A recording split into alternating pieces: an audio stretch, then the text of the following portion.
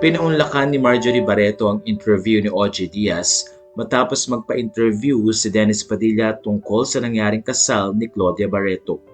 Sa nasabing interview ay kinuwento ni Dennis na tila dismayado siya sa naging resulta ng kasal ni Claudia dahil hindi niya nailakad sa aisle ang kanyang anak. At nandoon din ang kwento ni Dennis na tila na out of place sila at hindi nga niya alam kung saan siya upo. At naikwento nga rin ni Dennis na umiyak siya pati ang kanyang kasamang ina na si Mama Lina. Ayon sa mga netizen, talagang naawa sila sa kwento na ito ni Dennis pero tila nagbago ang ihip ng hangin nang magbigay na ng version ng story si Marjorie Barreto. Doon ay isa-isang binigyan ni Marjorie ng sagot ang mga issue na inilabas ni Dennis sa social media. Unang-una, tinalakay ni Marjorie ang March 18, 2025 na pagkikita ni Dennis, Julia, Leon at Claudia upang pag-usapan ang nasabing wedding. Nandoon din ang nanay ni Dennis Padilla na si Mama Lina. Doon ay nakapag-usap ang mga ito, nilinaw nga ang ilan sa mga request ni Claudia para sa kanyang kasal. Ayon kay Marjorie, may dalawang request si Claudia. Isa na dito ay huwag i-divulge ang wedding details at ang pangalawa ay walang magpo-post sa social media tungkol sa wedding. Pero tila kabaligtaran ang nangyari.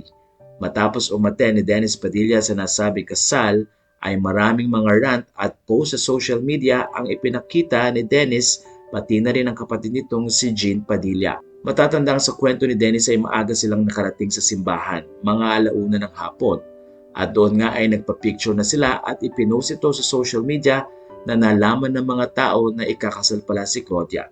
Doon pa lamang ay tila hindi na nga sinunod ni Dennis Padilla ang usapan nila ng kanyang anak. Sinabi din ni Dennis Padilla na hindi niya naihatid sa altar ang kanyang anak na si Claudia. Doon ay nilinaw din ni Marjorie na siya mismo ay hindi rin nagatid.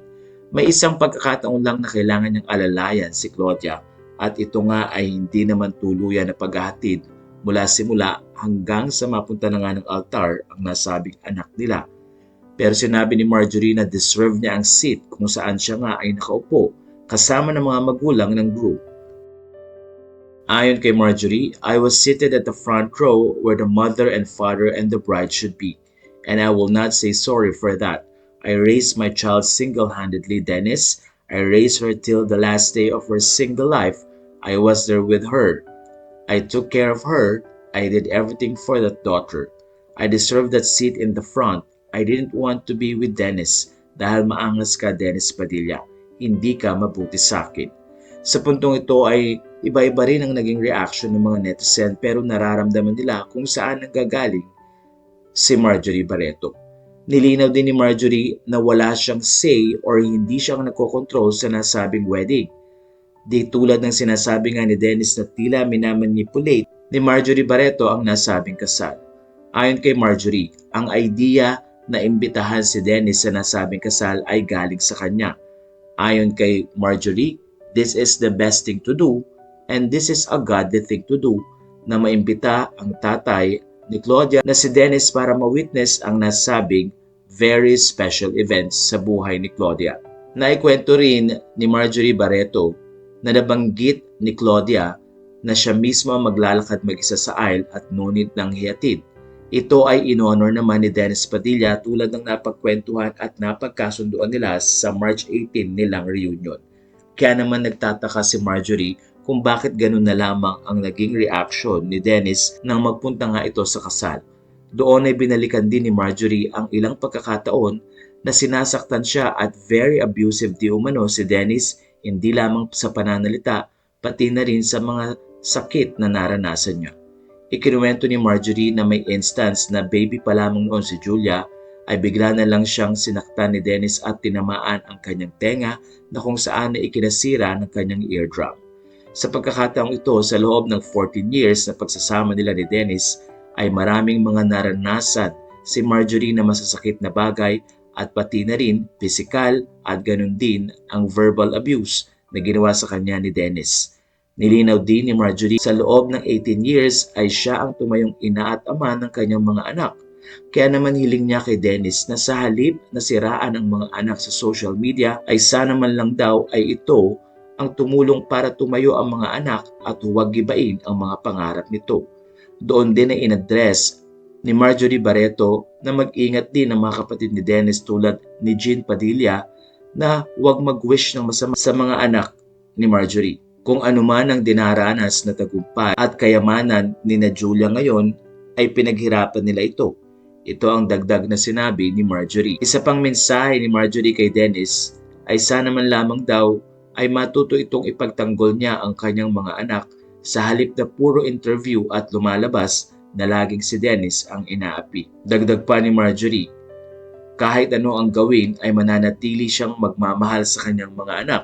Isang pangako ang ibinigay ni Marjorie para sa mga anak. I am their safe space until the day I die. For as long as I am breathing, there is nothing in this world that can happen to my children that they will not survive. I will always be their strength.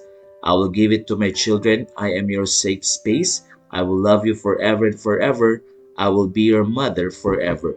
Sa puntong ito ay maraming netizen ang nakaunawa kay Marjorie at naramdaman nga nila ang pinanggagalingan nito. Sana din daw ay maging maayos si Dennis Padilla sa relasyon niya sa mga anak at iwasan din ang mga pag-interview sa social media na nalalagay sa alanganin ang mga anak nito.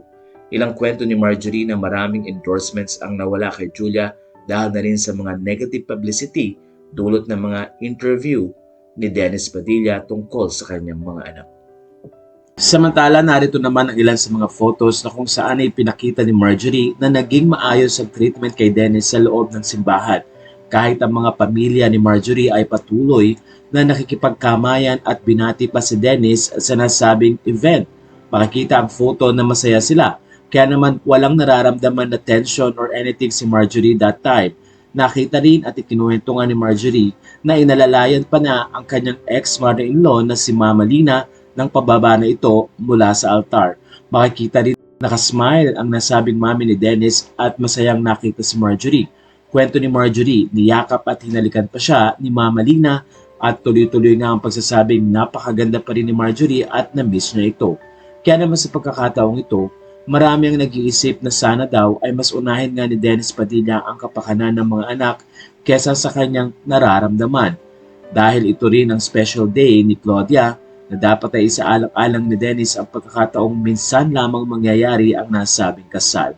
Ang iba naman ay nagsabing naintindihan nila si Dennis pero hanggang kailan daw ba dapat gawin ni Dennis ang ganito sa kanyang pamilya at mga anak. Simple lang ang request ni Marjorie, turing at mahalin ni Dennis ang kanyang mga anak at huwag nang magpa-interview pa para hindi na mabash ang kanyang pamilya.